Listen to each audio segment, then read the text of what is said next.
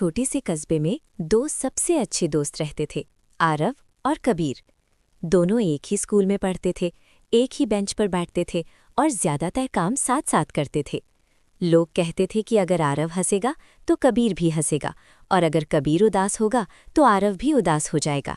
इतनी गहरी थी उनकी दोस्ती। आरव बहुत शांत, समझदार और पढ़ाई में तेज था। वहीं कबीर हंसमुख, शरारती और खेलकूद में आगे था। उनकी आदतें अलग अलग थीं, लेकिन दिल दोनों का बहुत साफ था। पेड़ के नीचे की दुनिया। स्कूल के बाद दोनों अक्सर पार्क में एक पुराने बरगद के पेड़ के नीचे बैठ जाया करते थे। वहीं वे अपने सपनों की बातें करते। आरव कहता, मैं बड़ा होकर वैज्ञानिक बनूंगा।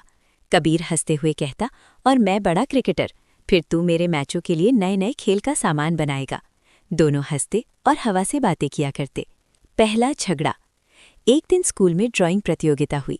दोनों ने मन लगाकर अपनी अपनी पेंटिंग बनाई। जब रिजल्ट आया तो पहला इनाम आरव को मिला और दूसरा कबीर को। सबने आरव की तारीफ की, लेकिन कबीर का दिल थोड़ा सा दुखी हो गया।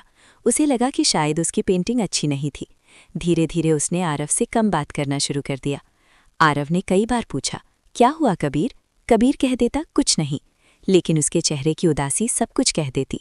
सच्चाई का एहसास। कुछ दिनों बाद इंटर स्कूल क्रिकेट मैच हुआ। इस बार कबीर को टीम से बाहर कर दिया गया, क्योंकि प्रैक्टिस के समय वो ध्यान नहीं दे पाया था। उसे बहुत बुरा लगा। वो चुपचाप स्कूल के पीछे बैठकर रोने लगा। तभी आरव वहां पहुंचा। वो उसके पास बैठकर बोला, तो मुझसे बात क्यों नहीं कर रहा? मैं तेरा दोस्त हूं ना? कबीर ने रोते रोते कहा, जब तू जीता तो सब तेरी तारीफ करने लगे। मुझे लगा मैं तुझसे कम हूं, इसलिए दूरी बना ली। आरव ने उसका हाथ थामा और मुस्कुराते हुए बोला, अरे पगले, जीत हार से दोस्ती थोड़ी बदलती है।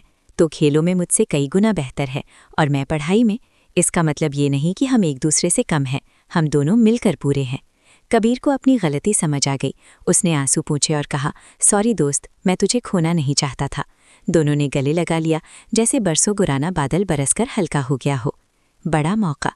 कुछ दिनों बाद फिर से क्रिकेट मैच था। इस बार आरव हर दिन कबीर के साथ मैदान में जाता, उसे प्रैक्टिस कराता, टाइम टेबल बनाता और पढ़ाई में भी मदद करता। कबीर ने भी मेहनत दोगुनी कर दी।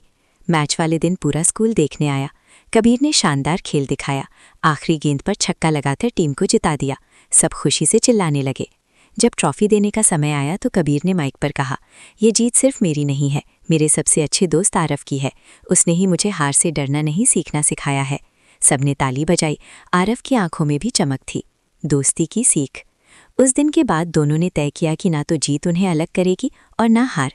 वे एक दूसरे का साथ देते रहे, कभी पढ़ाई में, कभी खेल में और कभी बस मुस्कान बांटने में।